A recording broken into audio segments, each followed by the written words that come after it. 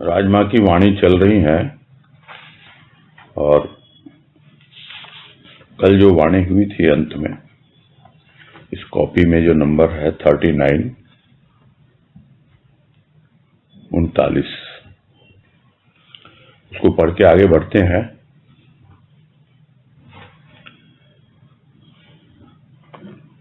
जिसमें कहा उन्होंने, प्रचार नहीं विचार कर कि चार अर्थात काम क्रोध लोभ मोह से कब मुक्ति मिली। चार धर्म अर्थ काम मोक्ष की कब भुक्ति मिली। चार अर्थात सत्य संत स्व सर्व से कब अनुरक्ति मिली।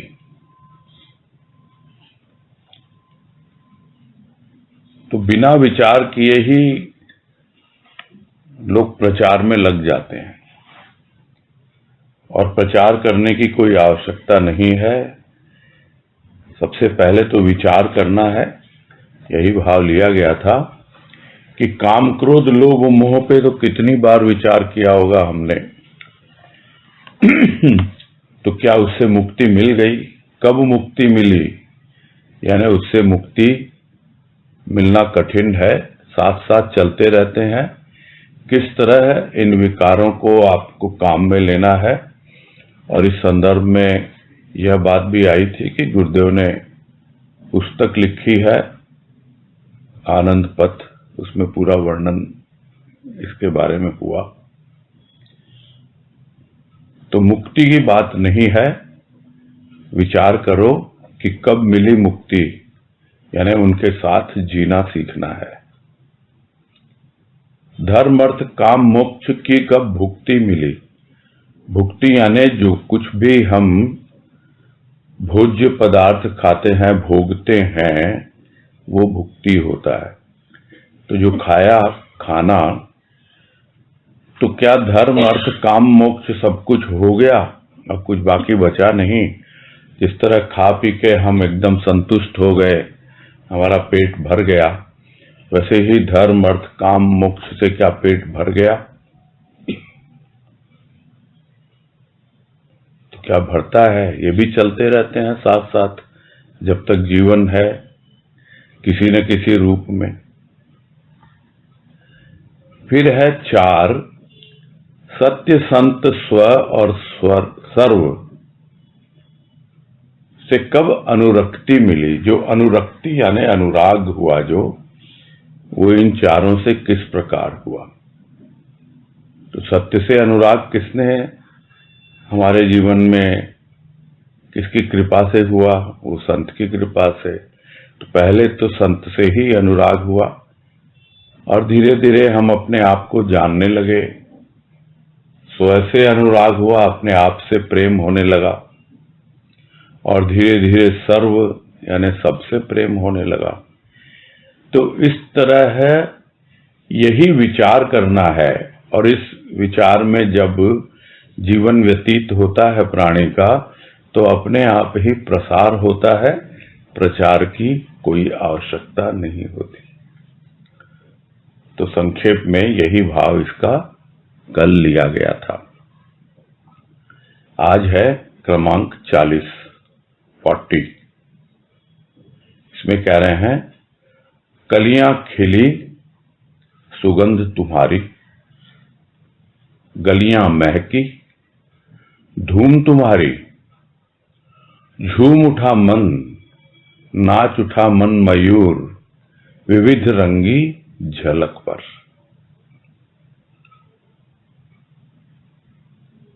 कलियां खिलती हैं हृदय की, छोटी छोटी कलियां, छोटे छोटे विचार भाव प्रस्फुटित होते हैं। तो जिस तरह कलियां खिलती हैं, तो अपने आप ही उसकी सुगंध फैलती है, उसका प्रसार होता है। यह बात भी कल आई थी कि जब कलियां खिलेंगी, जब आपकी अनुरक्ति होगी सत्य से संत से, तो अपने आप ही आपके दिल की कली खिलेगी। तरह तरह के भाव विचार विकसित होंगे और उनकी सुगंध फैलेगी। किंतु ये किसके हैं भाव विचार? जो सुगंध फैल रही है किसकी है? तो भक्त तो जानता है तुम्हारी है, किंतु लोग समझते हैं कि यह भक्त की है, क्योंकि वो समझ नहीं पाते कि भक्त के भीतर जो भी सौरभ है, जो भी सुगंध है, जो भी उसके भावों का विकास हुआ है और उससे जो एक महक उठ रही है, वो उसके प्रभु की ही महक है, उसी के द्वारा प्रदत्त है। और इस सुगंध से गलियां महकी, यानी पूरा जो भीतर का पैसेज है महक रहा है और बाहर भी सुगंध का प्रसार हो रहा है। अपने आप महक सब तक पहुंच रही है, भीतर भी पहुंच रही है, स्वयं के साथ भी, क्योंकि उससे अनुरक्ति हो गई अपने आप से।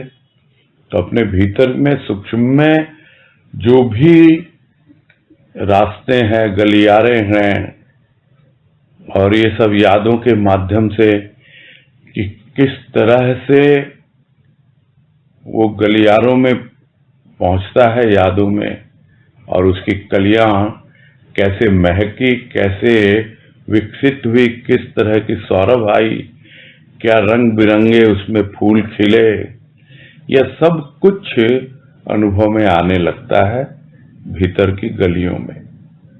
और इसी तरह बाहर की गलियां भी महक जाती हैं, अपने आप ही उसकी सुगंध फैल उठती है। और जो कुछ भी धूम मच रही है, यानी चहल पहल हो रही है, जो भी लोगों तक पहुंच रही है बात, वो किसकी है? वो तुम्हारी है, किसी और की नहीं है। तो यह धूम भी तुम्हारी है। और इन सब को देखकर, यह सब अनुभव करके अपने भीतर और बाहर झूम उठा मन, और एकदम उस धूम को देखकर झूम उठता है कि क्या है तुम्हारी सुगंध। पूरा महका दिया मेरा जीवन और महका दिया सब कुछ।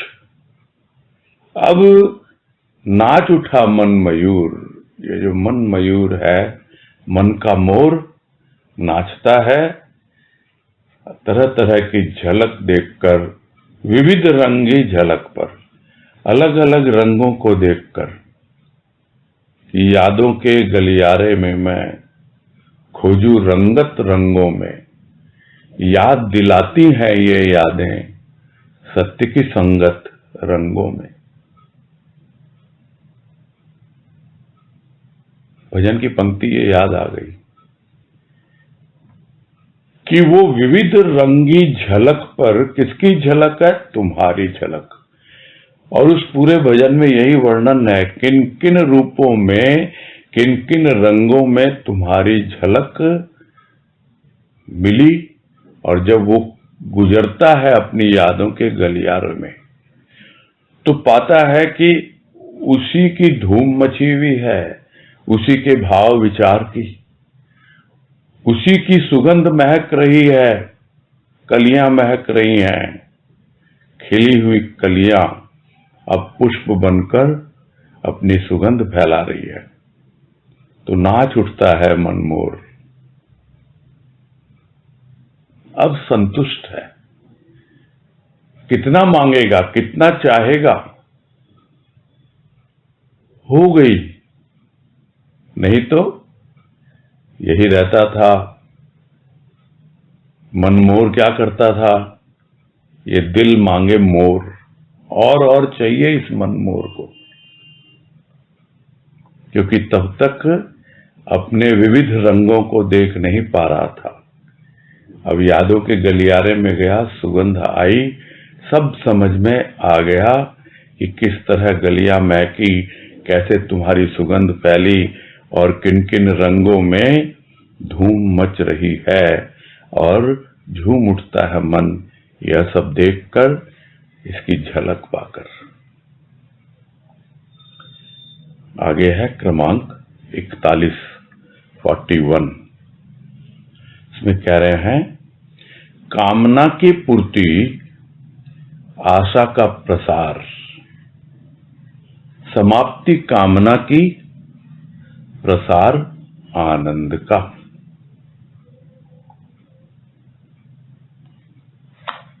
और तब से बात यही हो रही है, प्रचार और प्रसार की। कल जो अंतिम वाणी, उसमें प्रचार करने की आवश्यकता नहीं, पहले विचार करो, और विचार करेंगे और उस विचार के साथ साथ जो भी हमारे जीवन का विकास होगा, कलियां खिलेंगी, अपने आप ही उसकी सुगंध फैलेगी। किंतु दिल मांगे मोर, ये मन मोर तो बहुत कुछ मांगता है, तो कितना मांगेगा? एक कामना जागी, उसकी पूर्ति हो गई, फिर और एक कामना जागी, उसकी भी पूर्ति हो गई। तो इस तरह जो कामना की पूर्ति होती जाती है, कामनाएं पूरी होती जाती हैं, तो भी और आशा जागती जाती है, आशा का प्रसार होने लगता है, फैलने लगती है, फैलाव आने लगता है। तो क्या आशा को फैलाना है, आशा को बढ़ाना है? यही विचार नहीं है। अरे कामनाओं की पूर्ति हो गई, बहुत हो गया, अब तो जो अवस्था बनी है, तो अब तो फिर से देखता है, विविध रंगों को अनुभव करता है, उसकी सुगंध, और न जाने किन किन रूपों में उसको अनुभव मिलते हैं।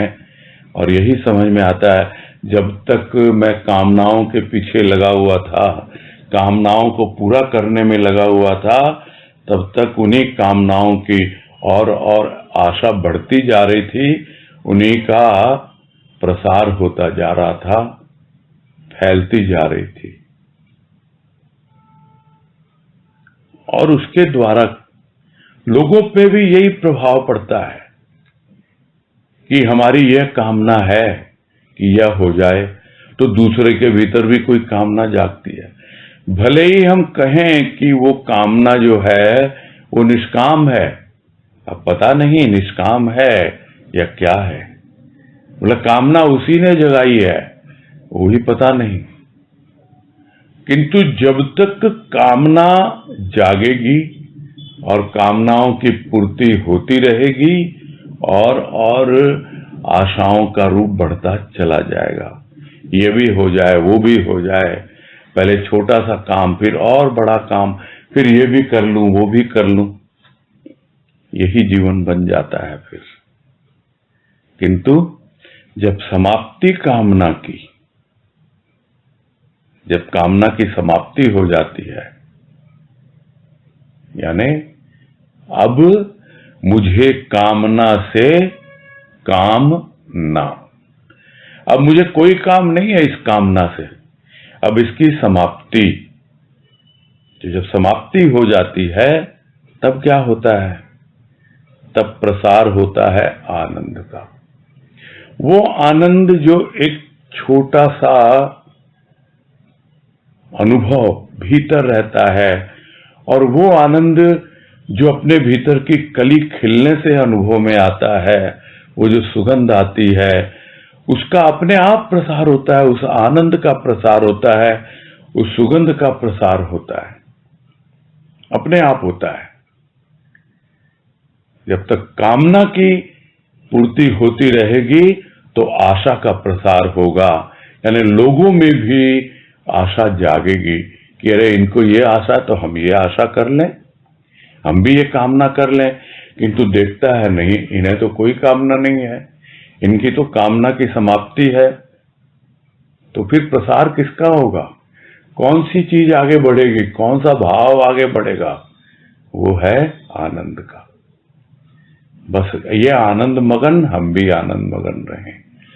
तो ये किसी और के लिए नहीं है, प्रत्येक प्राणी मात्र के लिए है, और विशेषकर हम सब जो भाई बहन सत्संग में लगे हुए हैं, सद्गुरु की शरण में हैं, जो क्या चाहते हैं? हम चाहते हैं आत्मानंद का प्रसार। अभी तो प्रसार आनंद का होगा, अपने भीतर से बाहर आएगा, और तब हमें वो आनंद आत्मा में अनुभव होगा, तब उसका प्रसार होगा। तो कब तक कामनाओं की पूर्ति करते रहेंगे? कामनाएं तो पूरी करें, उसके चरणों में समर्पित कर दें और जीवन का आनंद उठाएं। आगे है क्रमांक 42। इसमें कह रहे हैं, गम के गीत मग न मिला आनंद का। अब गीत नहीं सुहाते गम के। क्यों? अब तो मग ही नहीं। स्वयं आनंद मंदिर में प्रवेश गम के नहीं, गीत आनंद के।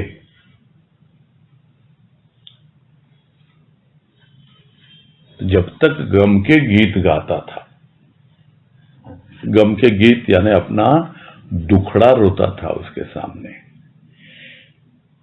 भले ही यह कहे कि तुम बड़े महान हो, तुम बहुत कुछ करते हो, लेकिन उसमें यह जरूर डाल देगा कि अभी भी ये कष्ट है, अभी भी ये दुख है। तो इस तरह के गीत बहुत कॉमन है, जिसमें यही प्रधानता होती है कि मैं कितना दुखी हूं, मेरा दुख दूर करो, मैं परेशान हूं। तो ये गम के ही गीत कभी तो गाए जाते हैं और कभी मुंह से नहीं गाए जाते, बल्कि भीतर ही भीतर भी चलते रहते हैं। तो जब तक गम के गीत गाते रहोगे, दुख के गीत गाते रहोगे, दुखी बने रहोगे, थोड़ा बहुत आएगा भी जीवन में तो सुख आ जाएगा। किंतु वो सुख कितने दिन का? वो सुख तो बहुत जल्दी सूख जाएगा। कोई तरी नहीं है उस सुख में। तरी किसमें है? तरी तो आनंद में है। क्योंकि दुख रहेगा तो सुख, सुख आएगा, सूख जाएगा, फिर दुख आ जाएगा। तो बढ़ना तो चाहता है आनंद पथ पर, किंतु आनंद का पथ ही नहीं मिला अभी तक, क्योंकि गम के गीत गाता रहा। इसलिए कह रहे हैं मग न मिला आनंद का। मग यानी पथ, रास्ता। वो रास्ता मिला नहीं आनंद का।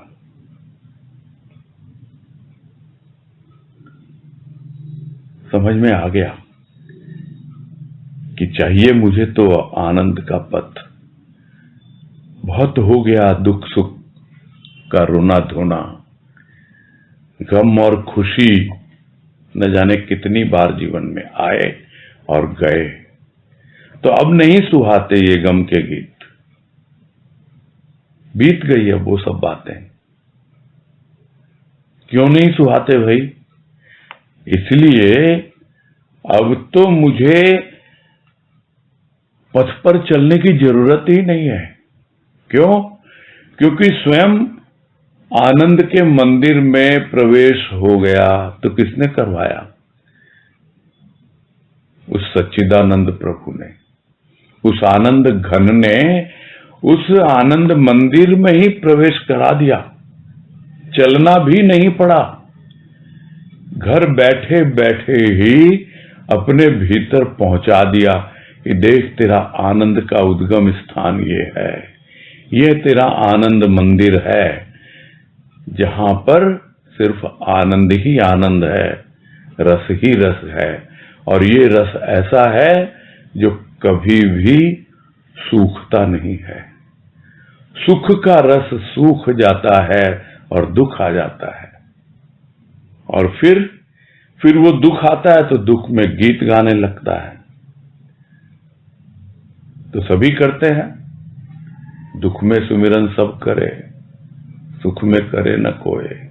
तो सुख में सुमिरन करने से क्या दुख नहीं आएगा? हो सकता ना आए। कबीर ने तो यही कहा कि जो सुख में सुमिरन करे तो दुख काहे को होए। तो सुख बना रहेगा, किंतु सुख तो ऐसी चीज है जो परमानेंट नहीं है। हाँ, परमानेंट अगर कुछ है वो है आनंद, और वो दुख सुख दोनों से ऊपर उठने पर ही अनुभव में आता है। और अब तो ऊपर उठा लिया गुरुदेव की कृपा ने, पहुंचा दिया आनंद मंदिर में, हो गया वहां प्रवेश, और वहां अलाउड ही नहीं है, गम के गीत गाना अलाउड नहीं है वहां रोना धोना अलाउड नहीं है, कोई परमिशन नहीं है वहां। वहां अगर गीत गाने भी हैं तो आनंद के गाने हैं। जितना आनंद अनुभव किया है उसमें प्रवेश करने के बाद उस मंदिर में, आनंद के मंदिर में, बस उसी की महिमा, उसी का गुणगान, उसी के गीत गाने हैं। अब गम के गीत नहीं सुहाते हैं। बहुत पुरानी बात हो गई वो, कि जब तक गम के गीत गाए थे मिला ही नहीं था आनंद का रास्ता। लेकिन बड़ी कृपा हुई गुरुदेव की कि बस पहुंचा दिया मुझे तो आनंद मंदिर में। अब गम की कोई बात ही नहीं है, यहाँ सुहाते ही नहीं। कोई दूसरा भी गाता है तो भी नहीं सुहाते, और खुद तो गाने का प्रश्न ही नहीं। ये अवस्था बन जाती है।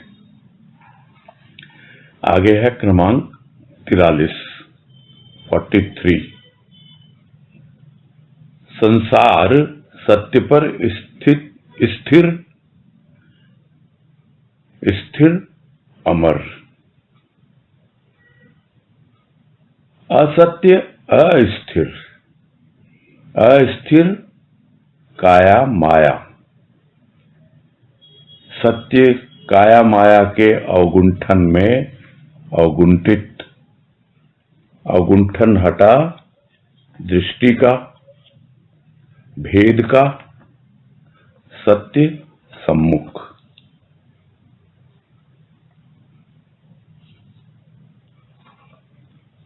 यदि हमारा संसार सत्य पर आधारित हो, सत्य पर टिका हुआ हो, और यदि हम टिके रहें, उससे हिले डुले ना, इधर उधर भटके ना, तो इसमें कोई संदेह नहीं है कि जब समय आएगा अपने आप ही हमें मुक्ति का बोध हो जाएगा, जीवन मुक्त अवस्था को जीने लगेंगे, और एक दिन प्रभु कृपा से उस अमरता को भी उपलब्ध होंगे, यानी आवागमन से छुटकारा मिल जाएगा। आत्मा तो अमर है, किंतु इस आत्मा के ऊपर जो यह काया माया है इसका बोझ बना हुआ है। इसीलिए बार बार काया धारण करनी पड़ती है इस माया के कारण। और माया है क्या? माया है प्रपंच, माया है भ्रम, और यह सब सूक्ष्म के खेल हैं। कितनी बार हम इसको समझ चुके हैं, इन सब बातों को। तो यदि हम स्थिर हैं सत्य पर, हमारा संसार यानी हमारा भीतर का संसार और काफी हद तक बाहर का, काफी हद तक इसलिए कहा जाता है क्योंकि बहुत बार हम असत्य बोलते भी हैं, किंतु हमें पता है हम स्थिर तो सत्य पर ही हैं। ठीक है, दुनियादारी है, व्यवहार है लोगों से, और भी बहुत सी चीजें होती हैं, और इसी को गुरुदेव समझाया करते थे हमेशा। और खुद मेरे ही कानों से सुना हुआ, बड़ी कृपा कि भाई लोग आते थे और बोलते थे आप तो बोलते हैं सत्य सत्य, क्या करें गुरुजी, हम लोग तो व्यापार करते हैं, बहुत कुछ उल्टा सीधा करना पड़ता है। तो बोला कुछ तो चलेगा, बहुत नहीं चलेगा। आटे में जितना नमक डाला जाए उतना ही काफी है, नमक में आटा मत डालो।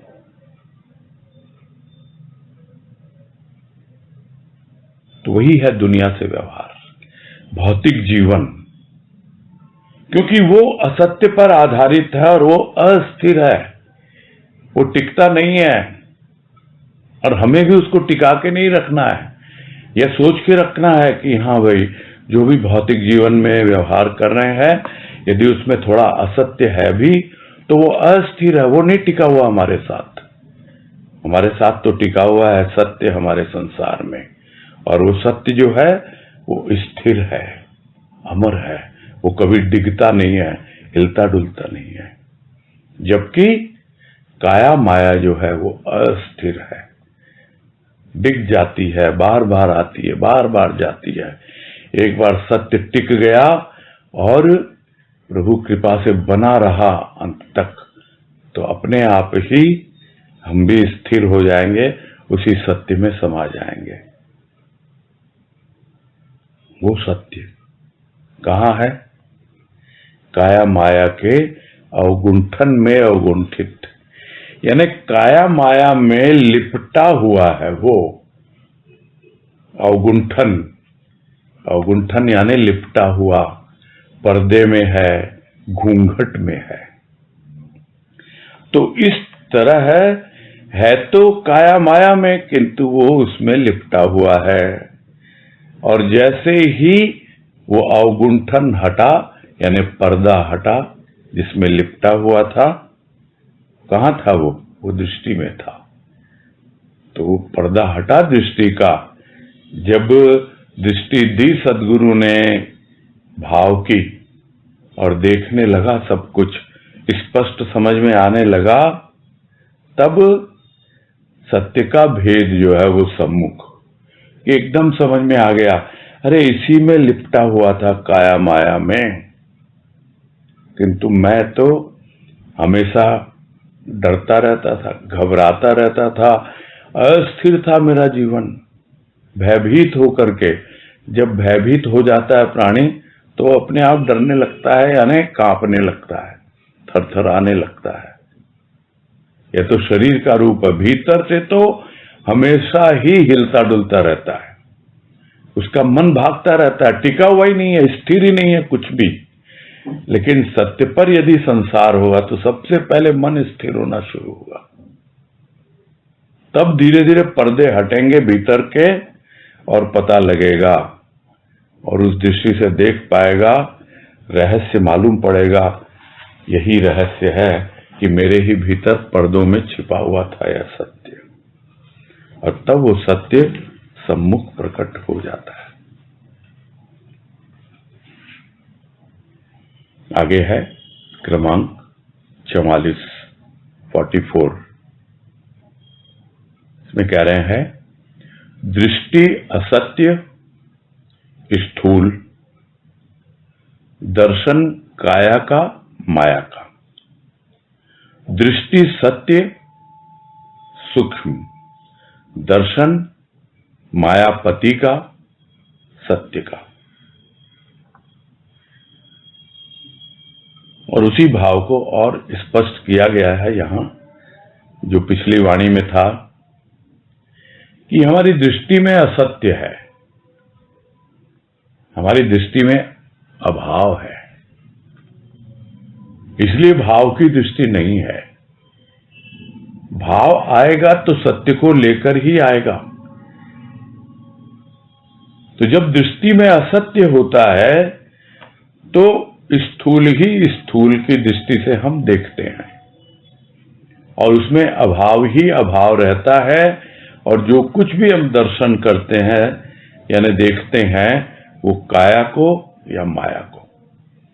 इसी के इर्द गिर्द हमारी दृष्टि घूमती रहती है, और हमारी दृष्टि स्थिर होती नहीं, असत्य में ही लगी रहती है, अस्थिर रहती है।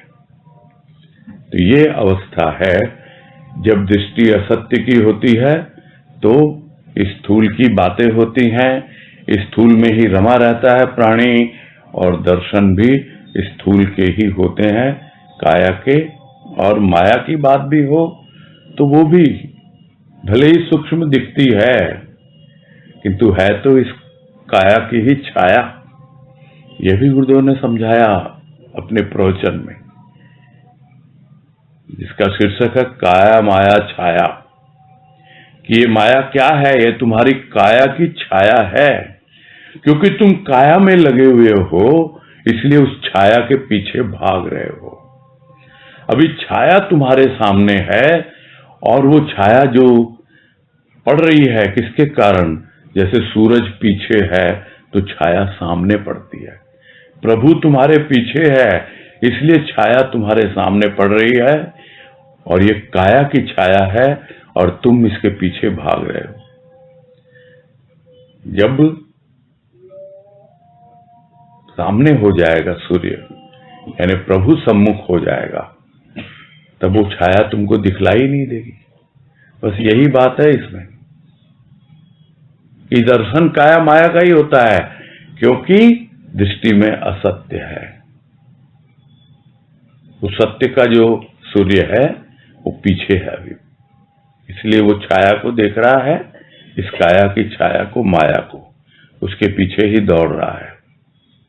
और जब दृष्टि में सत्य आ गया, यानी अभाव की जगह भाव आ गया, तब जो भी दर्शन होगा वो स्थूल का नहीं होगा, सूक्ष्म का होगा। यानी स्थूल को भी देखेगा तो उसमें से सूक्ष्म भाव ग्रहण कर लेगा।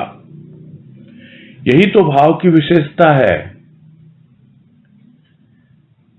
ज्ञान तो जब होगा तब होगा, किंतु यह प्रक्रिया प्रारंभ हो जाती है भाव जैसे कि जीवन में आता है, यानी दृष्टा भाव जागता है, यानी दृष्टि को देखना आ जाता है, आंखों को देखना आ जाता है। फिर जो भी देखेंगी आंखें, जिसका भी दर्शन करेंगी, उसमें से सूक्ष्म ग्रहण कर लेगी। बाबा ने तो कहा कि ज्ञान क्या देता है? दूरवीक्षण और अनुवीक्षण यंत्र है, यानी दूर की दृष्टि और सूक्ष्म से सूक्ष्म देखने की दृष्टि। वो ज्ञान जब संपूर्ण हो जाता है, पूर्ण ज्ञान हो जाता है तब। किंतु जैसे ही प्रारंभ होती है दृष्टि और देखना सीखता है, यानी दृष्टा भाव जागता है, उसकी पहचान यही है। दृष्टा भाव का यह मतलब नहीं है कि सिर्फ अपने को देखना है, बाहर भी देखेंगे तो उससे हम भाव ग्रहण करेंगे। कोई बोल रहा है तो किस लिए बोल रहा है, क्या बात है, उसके पीछे की क्या वजह है। यानी उसके बोलने से भी नहीं, सिर्फ चेहरा देखने से ही वो दृष्टि बतला देती है कि इसके भीतर क्या है भाव विचार। यह होती है सूक्ष्म की दृष्टि, सत्य की दृष्टि, और वो दर्शन करवाती है सूक्ष्म के। और इतना ही नहीं, मायापति, यानी अभी माया के पीछे भाग रहे थे, अब मायापति साथ साथ चलता है और हमें पहुंचा देता है सत्य तक। यानी वो भगवान किसी न किसी रूप में हमें दिखलाई पड़ेगा और हमें आगे बढ़ाता रहेगा। भले ही हम कहें कि वो सदगुरु के रूप में आया, अब वो सदगुरु हमें कहाँ ले जाएगा? जहां से वो आया है वहीं तो ले जाएगा। वो सत्यलोक से आया है, सत्यलोक में ले जाएगा। अब उसे सत्यलोक कहो, आनंद लोक कहो। तो यह है दृष्टि का भेद, दृष्टि का रहस्य, कि स्थूल की दृष्टि होगी, असत्य की दृष्टि होगी, काया माया को देखेगी। सूक्ष्म की दृष्टि होगी, सत्य की दृष्टि होगी, तो सत्य का दर्शन करेगी। आगे है क्रमांक 45। इसमें कह रहे हैं, दुख देखा जब खुद को न देखा, अब खुद खुदा सम्मुख, दुख देखने का अवकाश कहां?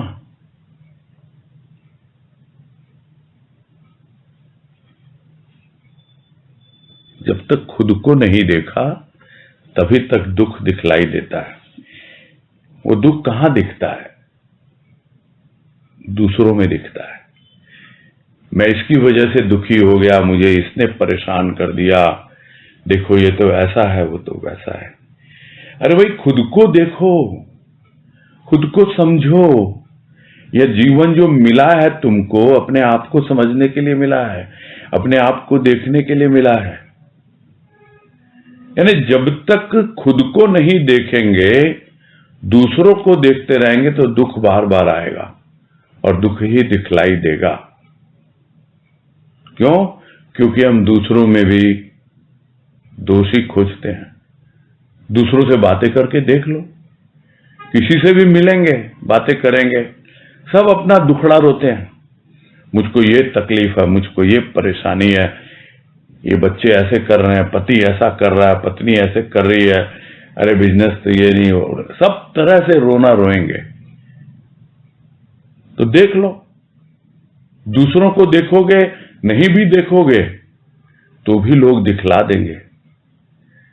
लेकिन जब खुद को देखना सीखते हैं तब मालूम पड़ता है ये अब दुख नहीं है, अब तो खुद को देखना आ गया, अब तो दृष्टा जाग गया। बाहर भी देख रहे हैं, भीतर भी देख रहे हैं, अब तो मुझे सत्य की दृष्टि मिल गई है, भाव की दृष्टि मिल गई है। तो कब तक छिपा रहेगा वो खुदा मुझसे? वो खुद खुदा आ जाता है, प्रकट हो जाता है वो सत्य सम्मुख। तो फिर अब कहां फुर्सत है भाई इधर उधर देखने की, बाहर देखने की? अब तो जब अपने ही भीतर वो खुदा सम्मुख आ गया, वो सत्य प्रकट हो गया भीतर से, तो अब दुख देखने का अवकाश ही नहीं। अब तो आनंद ही आनंद है, अब है ही नहीं। होगा दुख, बाहर होगा, भीतर तो नहीं है। ये इतना सहज ढंग से जीवन का रूपांतर हो जाता है जब प्राणी अपने आप को देखना सीख जाता है। आगे है क्रमांक 46।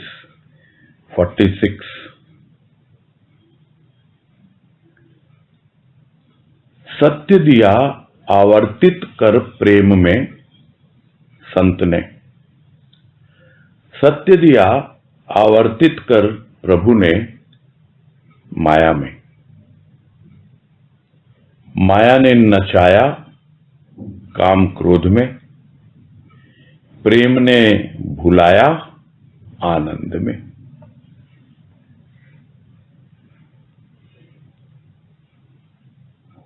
प्रभु यानी वो भगवान सृष्टिकर्ता, तो सत्य तो है जो पहले भी बताया, वो अवगुंठित था, लपेटा हुआ था, और यहां पर आवर्तित कह रहे हैं। आवर्तित का मतलब है घुमा घुमा के दिया हुआ, यानी डायरेक्टली नहीं है।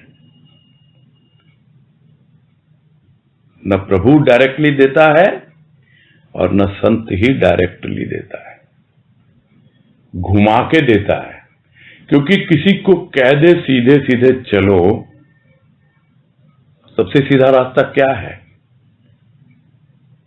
बहुत सीधा रास्ता है कि तुमको कुछ नहीं करना, कुछ नहीं करना। यदि कोई बता भी दे तुमको कुछ नहीं करना, वो अपने आप ही तुम्हारे भीतर से प्रकट होगा। तो क्या हम बिना कुछ किए हुए बैठ जाते हैं? नहीं, कुछ न कुछ करना होगा, यह भी लगता है। तो वो कौन है जो हमें प्रेरित करता है कि भाई कुछ करो, कुछ करो?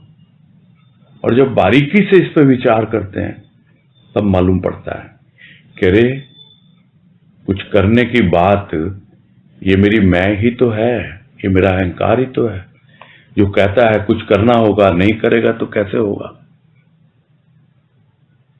इसलिए संत देते हैं, प्रेम और भाव देते हैं कि प्रभु से प्रेम करो, उसके भाव में जियो। और जब प्रेम और भाव जीते जीते जब समझ में आ जाए तब पता लगेगा संत ने क्या दिया, सत्य दिया। सत्य का मार्ग कुछ इस तरह बतला दिया, प्रेम और भाव में जीते जीते। तो वो सत्य ने भी घुमा कर दिया, संत ने भी घुमा कर दिया सत्य को, किंतु प्रेम और भाव में घुमा के दिया। किंतु प्रभु ने कैसे घुमा के दिया? माया में। और माया जो है वो क्या करती है? वो समेटती नहीं है, वो फैलाती है। प्रेम और भाव क्या करता है? समेटता है, हमें अपने केंद्र तक लेके आता है। भले हम गोल गोल परिधि पे घूम रहे हो उस घुमावदार जगह में, किंतु हम आनंद उठा रहे हैं प्रेम का, भाव का, और उस सत्य के करीब पहुंच रहे हैं जो सत्य स्थिर है, जो कुटस्थ है, टिका हुआ है, और एक दिन केंद्र तक पहुंच जाते हैं संत की कृपा से। जबकि जब माया के चक्कर में पड़ते हैं, घूमते घूमते, घुमाती है, ऐसे घुमाती है माया, और हमको सत्य से दूर करती जाती है, और हम असत्य का जीवन जीने लगते हैं। और यही है माया ने नचाया, किसमें? काम, क्रोध इत्यादि में। यही माया का रूप बन जाता है। जबकि प्रेम जो दिया था संत ने, उसने तो हमें पूरी तरह आनंद मगन कर दिया। हम सब कुछ भूल गए कि हम पहुंचेंगे नहीं पहुंचेंगे। अरे इस राह में ही इतना आनंद आ रहा है, इतना अच्छा लग रहा है उसके प्रेम और भाव में जीने में, इतना आनंद आ रहा है। पहुंचेंगे, अवश्य पहुंचेंगे, यह भी पता है, क्योंकि संत ने दिया है ये मार्ग हमको। ये इस राह पे चलो, ये पहाड़ी रास्ता है, घुमावदार रास्ता है, और एक दिन पहुंच जाओगे तुम चोटी पर, अवश्य पहुंचोगे। तो यह देता है संत। और जबकि माया जंगलों में भटकाती है, नाच नचाती है। तो यह खेल है सत्य का और असत्य का। आगे है क्रमांक 47। इसमें कह रहे हैं, शव स्व स्वभाव से अपरिचित। स्व स्वभाव दिया संत ने। शव स्वस्थ सर्वस्व है प्रभु के दर का।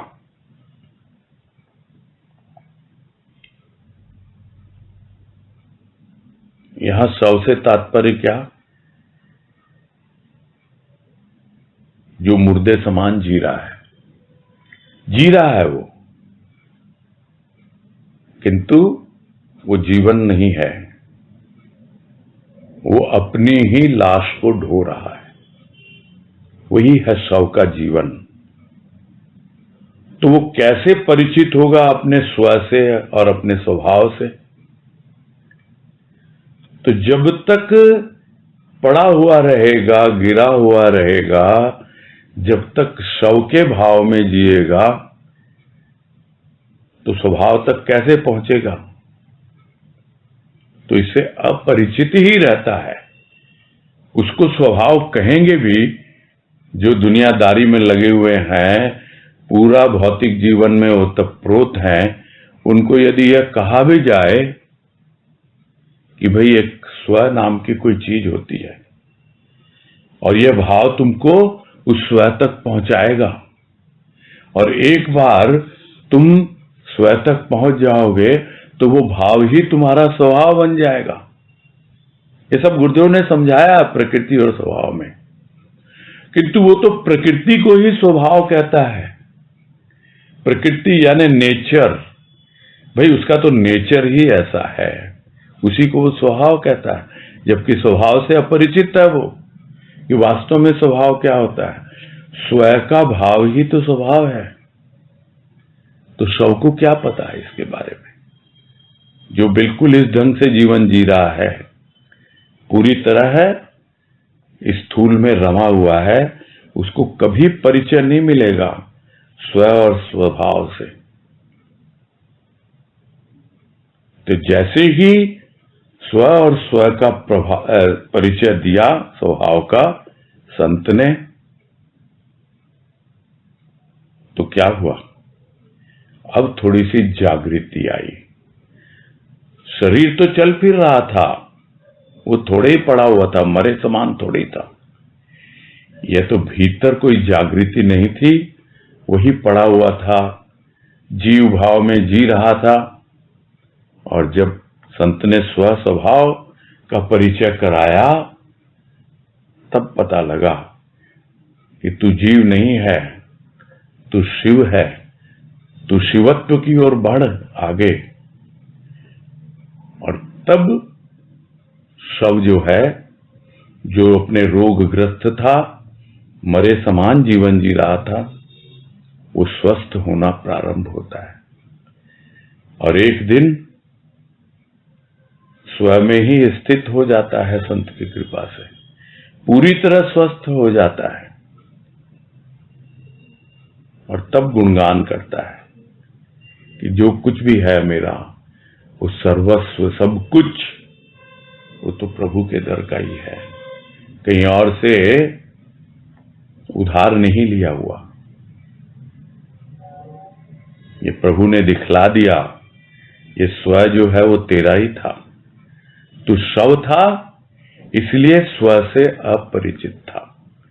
अब तू स्वस्थ होने लगा, तेरी मानसिक बीमारी दूर होने लगी, तू रोग मुक्त होने लग गया, क्योंकि मैंने तुम्हें भाव का इंजेक्शन दिया है, प्रेम का इंजेक्शन दिया है। अब तुम्हारे भीतर एक एंटीबॉडी डेवलप हो रही है। जैसे वायरस का इंजेक्शन दिया जाता है, टीका लगाया जाता है, तो एंटीबॉडी डेवलप होती है। वो एंटीबॉडी क्या है? यानी अब तुम्हें यह देह कुछ भी परेशान नहीं करेगी। अब तुम स्थूल में नहीं, इस शरीर के भान में नहीं, शरीर के भान में थे तब तक शव के समान थे। अब तुम अपने स्व के भान में आओ, क्योंकि अब तुम रिकवर होना शुरू हो गए, स्वस्थ हो गए। और जब स्वस्थ होता है तब पता लगता है, उसके पहले तो देखा देखी कहता था, सब कुछ तो तुम्हारा ही दिया हुआ है, ये धन तुम्हारा है, जन तुम्हारे हैं, सब कुछ तुमको अर्पण है। कुछ नहीं, बोलने की बातें। लेकिन बाद में जो जीवन होता है वो पूरी तरह एक एक श्वास अर्पित होती है, पूरी तरह प्रभु के दर पे अर्पित है सर्वस्व। यह जीवन हो जाता है उस शव का, जब संत ने स्व स्वभाव से परिचय करवाया उसका। आगे है क्रमांक 48। इसमें कह रहे हैं, धन मेरा देखा प्रभु ने। नहीं, धन मेरा कहां, धन तुम्हारा ही था, मुझ में गर्भित संचित,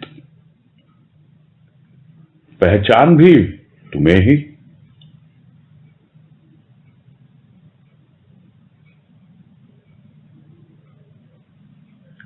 अब यहां पर यही बात है कि मेरा धन देखा प्रभु ने। नहीं, धन मेरा कहां था, वो धन तो तुम्हारा ही था, बोल रहा है प्रभु।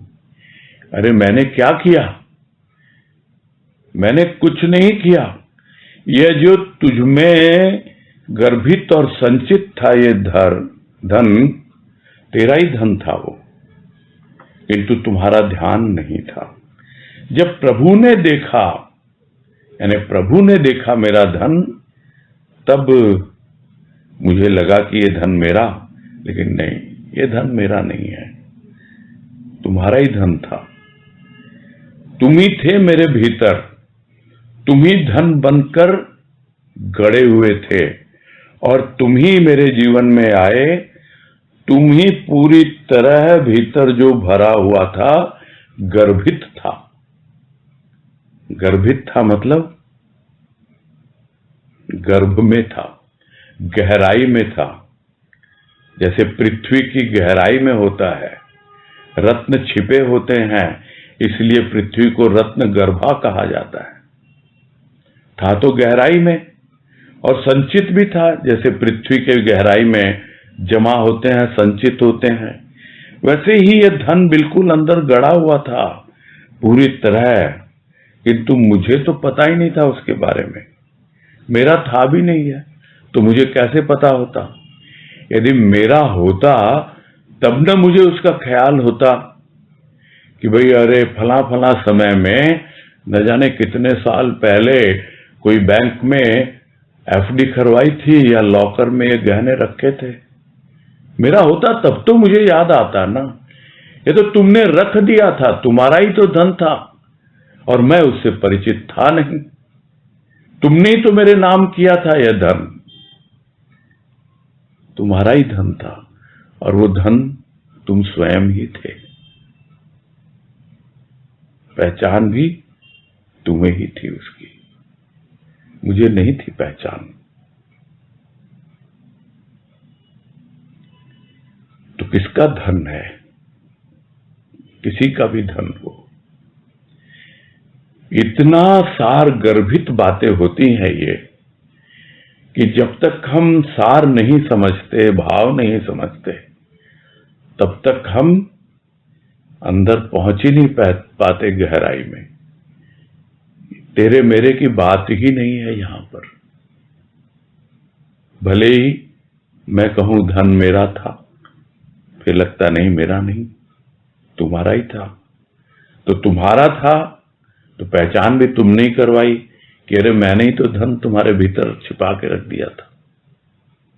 तुम्हें पता ही नहीं था कि तुम्हारे भीतर दबा हुआ है और वहीं पे जमा है। पहचान भी वही करवाता है, सब कुछ वही करवाता है। तब मालूम पड़ता है कि तुम ही मेरे धन हो, तुम ही सब कुछ हो मेरे। और तुम हो क्या? तुम ही तो मैं हो और मैं ही तो तू है। तो इस तरह से तू मैं का बोध रहता ही नहीं। कौन सा धन, किसका धन, सब तो उसी का ही है। आगे है क्रमांक 49।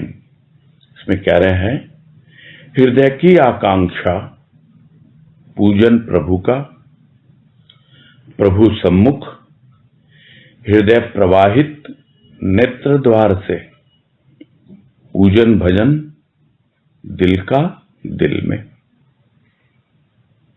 भक्त जाता है भगवान के पास या भगवान आता है भक्त के पास। दिल में एक इच्छा है, कामना है, यह हृदय की आकांक्षा है। किसकी? कि मैं पूजा करूं प्रभु की। प्रभु की पूजा करने की चाह जब भीतर जागती है तो कौन किसके पास जाए या कौन किसके पास आए यह आवश्यक नहीं है, बस वो सम्मुख है। भक्त के सम्मुख भगवान, भगवान के सम्मुख भक्त।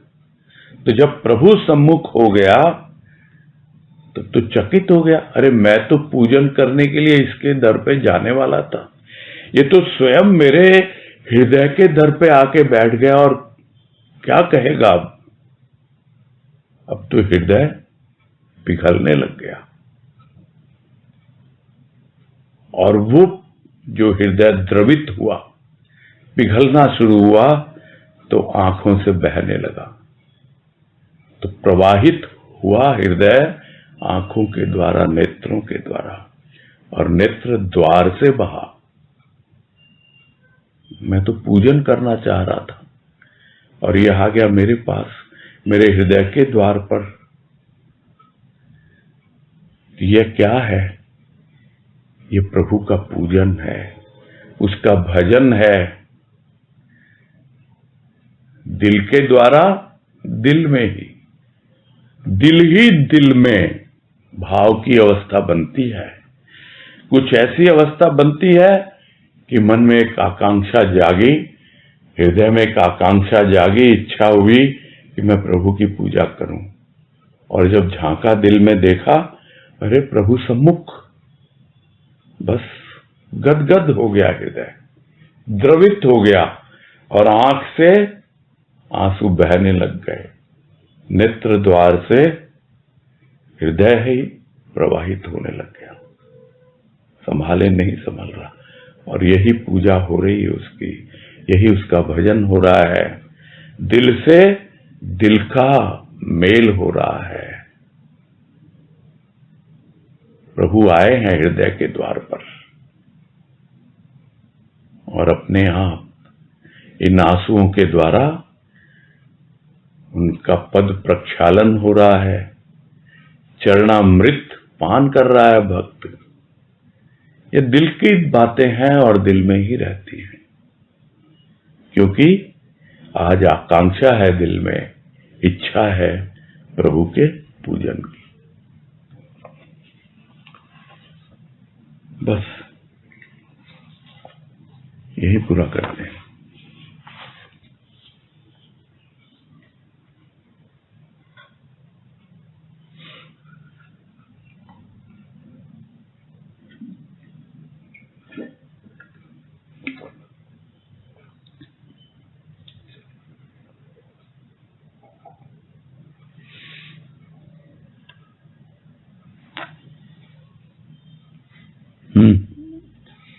चलो, कोई हैंड रेज नहीं है,